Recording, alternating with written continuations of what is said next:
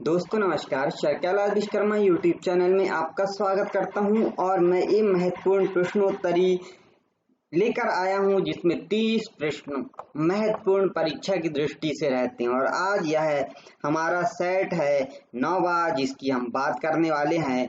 और हम बात करेंगे 9वें सेट में। आज क्वेश्चन नंबर पहला लेंगे और क्वेश्चन जो पहला है वह आपकी स्क्रीन पर दिखाई दे रहा है और वह है कि मन का मानचित्रण निम्नलिखित निम्न में से किससे संबंधित है। जो मन का जो मानचित्रण है वो किससे संबंधित है, और यह 4 ऑप्शन आपके सामने कि पहला मन की तस्वीर बनाने से, दूसरा मन की क्रियाशीलता पर अनुसंधान से, तीसरा समझ बढ़ाने की तकनीक से और चौथा साहसिक कार्यों की क्रिया योजना से। अब देखिए यहाँ पर आपकी मन का मानचित्रण अर्थात मानसिक मानचित्रण की बात की जा रही है यहाँ पर। और मानसिक मानचित्रण जो है तो आप समझ गए होंगे कि समझ बढ़ाने की तकनीक से इसका संबंध है, क्योंकि मानसिक मानचित्रण एक ऐसी तकनीक है जो एक विषय या विषय की समझ को बढ़ाती है। कोई विषय है उस विषय की समझ को यहाँ से बढ़ाती है और जिससे क्या होता है, छात्रों को जटिल अवधारणा जो होती है उनकी पहचान में सहायता भी मिलती है। इसलिए समझ बढ़ाने की तकनीक है मन का मानचित्रण। क्वेश्चन नंबर हम दूसरा देखते हैं। अधिगम की तत्परता खाली स्थान की ओर संकेत करती है, अर्थात यहाँ पे आपके 4 ऑप्शन और ये 4 ऑप्शन है। पहला छात्रों के सामान्य स्तर की क्षमता की बात की गई है, दूसरा सतत अधिगम हेतु छात्रों के वर्तमान संज्ञानात्मक स्तर की बात, तीसरा अधिगम कार्य की संतोषजनक प्रकृति, चौथा थॉर्नडाइक का तत्परता का नियम। यहाँ पर आपको सही जवाब देना है कि अधिगम की तत्परता सही है। दूसरा नंबर की सतत अधिगम हेतु छात्रों के वर्तमान संज्ञानात्मक स्तर से की ओर संकेत करता है, क्योंकि अधिगम के लिए तत्परता जो है बच्चों को जानने में सहायक है। इसमें जो शिक्षक सतत अधिगम के लिए छात्रों के वर्तमान संज्ञानात्मक स्तर का निर्धारण करते हैं, यह निर्धारण बच्चों को उचित रूप से शिक्षण रणनीतियों और गतिविधियों का चयन करने में मदद करता है। क्वेश्चन नंबर 3 की हम यहाँ पे बात करेंगे कि बच्चे कैसे सीख सकते हैं, निम्नलिखित में से कौन सा कथन इस संबंध में सत्य नहीं है। अब यहाँ देखिए साफ स्पष्ट सत्य नहीं है कथन बताना है। बच्चे कैसे सीख सकते हैं, तो बच्चे कई तरीके से सीख सकते हैं। बच्चे सीखने के लिए स्वाभाविक रूप से प्रेरित होते हैं। बच्चे केवल कक्षा में ही सीखते हैं। बच्चे तब सीखते हैं जब वे संज्ञानात्मक रूप से तैयार होते हैं। तो इसमें सत्य नहीं है बताना है आपका। तो बच्चे केवल कक्षा में ही सीखते हैं, यह बात गलत है, अर्थात यह सत्य नहीं है, क्योंकि बच्चे जो हैं वो अन्य स्थानों पर भी सीखते हैं। और प्रारंभिक अवस्था जब से जन्म होता है तब से वह सीखना प्रारंभ कर देते हैं। घर के वातावरण से भी सीखते हैं, व्यक्तिगत संबंधों से भी सीखते हैं, पास पड़ोस से, नए व्यवहारों से भी सीखते हैं। इसलिए यह कहना गलत है कि कक्षा में ही सीखते हैं। क्वेश्चन नंबर 4, बच्चों को शाब्दिक या गैर शाब्दिक दंड देने से निम्नलिखित में से क्या परिणाम होता है। और यह है 4 ऑप्शन। इनमें पहला, इनमें बच्चों की छवि की रक्षा होती है, दूसरा इससे वे अपने अंकों में सुधार लाते हैं, तीसरा इससे वे स्वयं की अवधारणा को नुकसान पहुंचाते हैं, चौथा इससे उन्हें काम करने के लिए प्रेरित किया जा सकता है। और इसमें सही जवाब हो जाएगा हमारा इससे वे स्वयं की अवधारणा को नुकसान पहुंचाते हैं। क्वेश्चन नंबर 4 देखते हैं हम यहाँ पे कि जन संचार माध्यम समाजीकरण का महत्वपूर्ण माध्यम बनता जा रहा है, निम्नलिखित में से कौन सा सबसे उपयुक्त है। और ये रहे आपके 4 ऑप्शन। और 4 ऑप्शन में ये देखिए आप कौन सा है।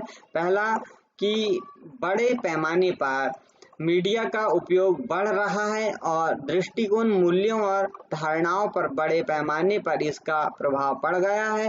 दूसरा, बच्चे मीडिया के साथ सीधे बातचीत नहीं करते हैं। तीसरा, मीडिया उत्पादों को विज्ञापित करने और बेचने का एक बहुत अच्छा जरिया है। चौथा, समाजीकरण केवल माता पिता परिवार के द्वारा किया जाता है।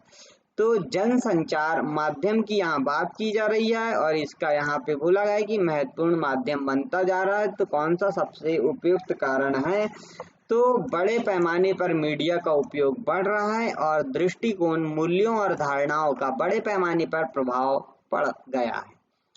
छठवां क्वेश्चन देखिए, यहाँ पे कहा कि बुद्धि के संदर्भ में जी कारक जो हैं उनकी बात की गई है। जी कारक और पहला एक कारक जो इस बारे में भविष्य कथन करता है कि एक बच्चा किस स्तर पर पोषित संबोधित किया जा सकता है। दूसरा, बुद्धि के संचालन वितरण में मानक विचलन। तीसरा, मानसिक योग्यता को मापने की एक सामान्य शब्दावली। और चौथा, बच्चे की बुद्धि को बढ़ाने के लिए आवश्यक मार्गदर्शन। और यहाँ हम सही जवाब बोलेंगे बुद्धि के संचालन वितरण में मानक विचलन जी कारक कहलाएगा। जी कारक के अनुसार सभी क्षेत्रों में बुद्धिमत्ता का विभाजन बराबर होता है। यह चार्ल्स स्पीयरमैन का प्रथम बुद्धिमत्ता सिद्धांत है। उन्होंने बुद्धिमत्ता को सामान्य बोध के रूप में मापकर आंकड़ों में व्यक्त किया था। तो यह था सातवां क्वेश्चन। आठवें क्वेश्चन की बात करेंगे। बुद्धि को मापने के लिए खाली स्थान के अलावा निम्नलिखित का विकल्प मात्रात्मक रूप से प्रयोग किया जा सकता है। और ये रहे चार ऑप्शन कि पहला, एक प्रश्न का उत्तर देने में शिक्षार्थी द्वारा लिया गया समय। दूसरा, शिक्षार्थी के अनुकूलन क्षमता। तीसरा, शिक्षक का ध्यान आकर्षित करने संबंधी शिक्षार्थी की योग्यता। चौथा, पियाजे संबंधी कार्य। और सात का सही जवाब हो जाएगा शिक्षक का ध्यान आकर्षित करने संबंधी शिक्षार्थी की जो योग्यता है उसे बुद्धि को मापने के लिए शिक्षक का ध्यान आकर्षित करने संबंधी शिक्षार्थी की योग्यता के अलावा निम्नलिखित का विकल्प मात्रात्मक रूप में प्रयोग किया जा सकता है। क्वेश्चन नंबर 8, शिक्षण के समय एक शिक्षक को खाली स्थान के अलावा निम्नलिखित तथ्यों पर अवश्य मनन करना चाहिए। और वो रहे ये चार ऑप्शन। पहला, सीखने संबंधी लक्ष्यों की समझ। दूसरा, शिक्षार्थियों के साथ सीखने संबंधी लक्ष्यों की साझेदारी करने में होने वाले समय की हानि की प्रतिपूर्ति। तीसरा, इन लक्ष्यों को प्राप्त करने के लिए उपयुक्त पद्धति की खोज। चौथा, यह जानने के लिए कि शिक्षार्थी क्या जानना चाहते हैं, आकलन की रूपरेखा बनाने। तो यहाँ पर आठवां का सही जवाब हो जाएगा हमारा दूसरा कि शिक्षार्थी के साथ सीखने संबंधी लक्ष्यों की साझेदारी करने में होने वाले समय की हानि की प्रतिपूर्ति। क्वेश्चन नंबर 9 देखते हैं हम यहाँ पे।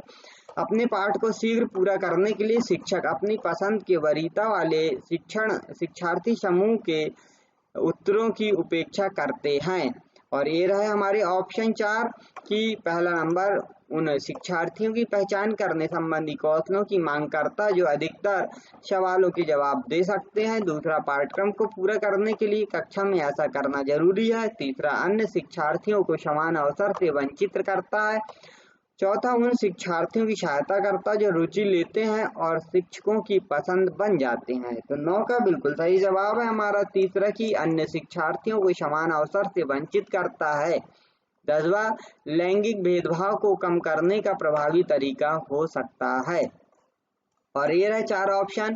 पहला है एक एकल लिंगी विद्यालय का महिला एवं पुरुष दोनों शिक्षकों सही संचालन।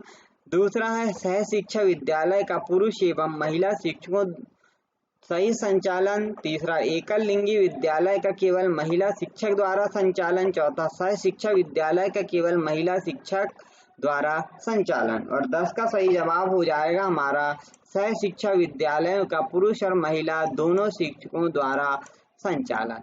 क्वेश्चन नंबर 11 की हम बात करेंगे और यहाँ निम्नलिखित में से कौन सा तत्व समाजीकरण का प्रमुख कारण है? अनुवांशिकता, राजनीतिक दल, परिवार या कंप्यूटर। और 11 का सही जवाब हो जाएगा परिवार।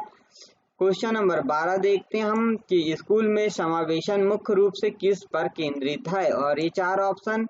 पहला हमारा ऑप्शन देखिए केवल श्रेणी के बच्चों के लिए सूक्ष्म प्रावधान करने पर, केवल विकलांग बच्चों की जरूरतों को पूरा करने के लिए। तीसरा, पूरी कक्षा की कीमत पर विकलांग बच्चों की जरूरतों को पूरा करने के लिए। और स्कूलों में अनपढ़ माता पिता की शैक्षिक आवश्यकताओं पर। तो स्कूलों में समावेशन का अर्थ आप समझ गए होंगे। समावेशी शिक्षा के अंतर्गत जो शारीरिक रूप से सक्षम तथा अक्षम दोनों प्रकार के जो विद्यार्थी हैं उनकी बात की जाएगी, अर्थात विशेष श्रेणी के बच्चे के लिए सूक्ष्म प्रावधान करने पर केंद्रित होना चाहिए समावेशन। क्वेश्चन नंबर 13 देखते हैं हम कि निम्नलिखित में से किस रणनीति को प्राथमिक विद्यालय के शिक्षक द्वारा अपने छात्रों को प्रेषित करने के लिए अपनाना चाहिए? और ये रहे 4 ऑप्शन। पहला है अपने हितों के अनुसार लक्ष्य निर्धारित करने और उस दिशा में कार्य करने में मदद करके। दूसरा, पूरी कक्षा के लिए मानक लक्ष्यों को निर्धारित करना और उन लक्ष्यों की उपलब्धि के आकलन हेतु कठोर मानदंड निर्धारित करना।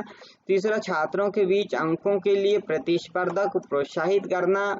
चौथा, प्रत्येक गतिविधि के लिए प्रेरित करने वाले कारकों के रूप में प्रोत्साहन, पुरस्कार और दंड का प्रयोग करना। और क्वेश्चन नंबर 13 का सही जवाब है हमारा पहला, कि अपने हितों के अनुसार लक्ष्य निर्धारित करने और उस दिशा में कार्य करने में मदद करके। क्वेश्चन नंबर 14 देखते हैं हम, अपनी ही तरह के जीव को उत्पन्न करना किस के अंतर्गत आता है? पहला, प्रतिगमन के सिद्धांत। दूसरा, भिन्नता के सिद्धांत। तीसरा, समानता के सिद्धांत। और चौथा, निरंतरता के सिद्धांत। और इसका 14 का सही जवाब होगा समानता का सिद्धांत। क्वेश्चन नंबर 15 की बात करेंगे। वाइगोत्स्की ने बच्चों के अधिगम में निम्नलिखित कारकों में से किसकी भूमिका के महत्व पर जोर दिया है?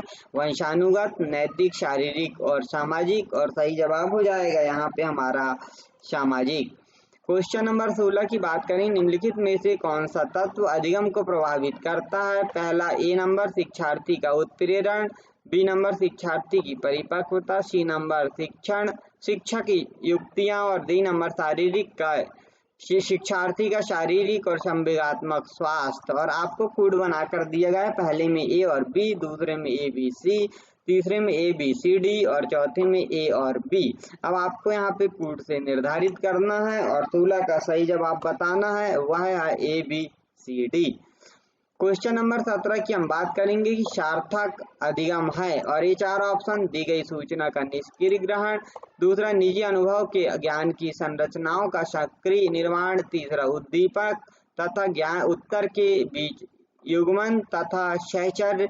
चौथा, वयस्कों और अधिक सक्षम साथियों का अनुकरण। और 17 का सही जवाब हो जाएगा दूसरा, निजी अनुभवों के ज्ञान की संरचनाओं का सक्रिय निर्माण। क्वेश्चन नंबर 18 देखते हैं हम यहाँ पे कि विद्यार्थियों के प्रभावशाली अधिगम के लिए निम्नलिखित में से कौन सा शिक्षक के प्रारंभिक कार्यों में से एक नहीं है? और रहे ये 4 ऑप्शन। पहला, विद्यार्थियों के उच्चतर स्तर के प्रश्नों के उत्तर की उपेक्षा करना। दूसरा, बच्चों को यह सिखाना कि वे अपने अधिगम प्रयासों से कैसे देख और सुधर सकते हैं।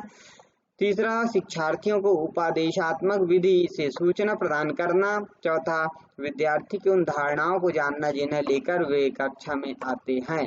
और 18 का सही जवाब हो जाएगा हमारा तीसरा, कि विद्यार्थी को उपदेशात्मक विधि से सूचना प्रदान करना।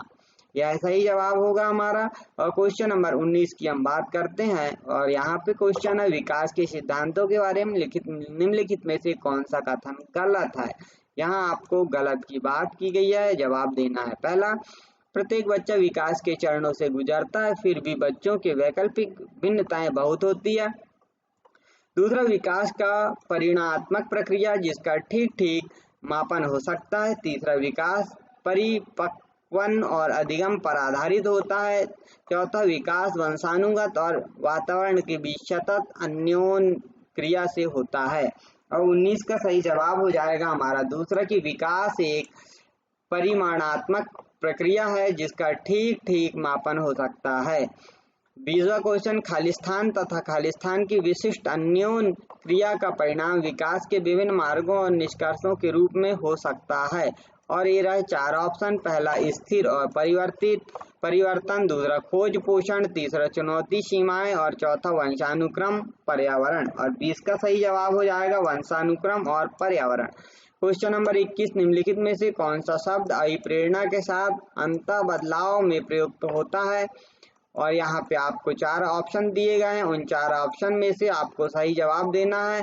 पहला है प्रोत्साहन, दूसरा संवेग, तीसरा आवश्यकता और चौथा उत्प्रेक्षा। और 21 का सही जवाब हो जाएगा तीसरा, की आवश्यकता।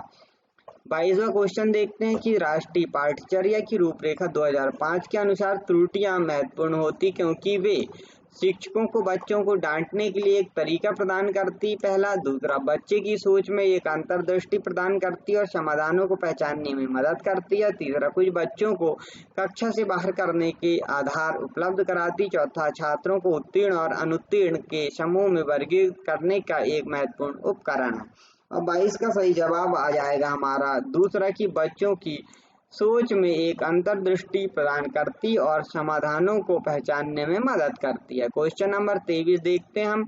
शिक्षण से अधिगम पर बल देने वाला में परिवर्तन हो सकता है, पहला, बाल केंद्रित शिक्षण द्वारा। दूसरा, रटने को प्रोत्साहित करके। तीसरा, अग्र शिक्षण तकनीकों को अपनाकर। चौथा, परीक्षा परिणाम पर ध्यान केंद्रित करके। और 23 का सही जवाब हो जाएगा पहला, कि बाल केंद्रित शिक्षण द्वारा। क्वेश्चन नंबर 24 की हम बात करते हैं। यहाँ पे खालिस्तान प्रेरणा अनुभूतियों के संतुष्टिकरण की अवस्थाओं तक पहुँचने और व्यक्तिगत लक्ष्यों को प्राप्त करने की आवश्यकता को संबोधित करती है। और ये रहे 4 ऑप्शन, पहला प्रभावी, दूसरा भावनात्मक, तीसरा संरक्षण उन्मुखी और चौथा सुरक्षा उन्मुखी। 24 का सही जवाब हो जाएगा भावनात्मक। यदि हम इसकी बात करें तो मास्लो की आवश्यकता पदानुक्रम के अनुसार भावनात्मक प्रेरणा का संबंध संतोषजनक भावना की स्थिति तक पहुंचाने और व्यक्तिगत लक्ष्यों को प्राप्त करने की आवश्यकता से होता है। क्वेश्चन नंबर 25 की बात करेंगे यहाँ पे कि निम्नलिखित में से कौन सा विकल्प स्थिर सामाजिक संरचना के रूप में जाना जाता है। और ये 4 ऑप्शन, और पहला शिक्षा, दूसरा पर्यावरण, तीसरा आनुवांशिकता और चौथा पोषण। और 25 का सही जवाब है दूसरा, पर्यावरण। क्वेश्चन नंबर 26 की हम बात करेंगे कि जब बच्चे की सोच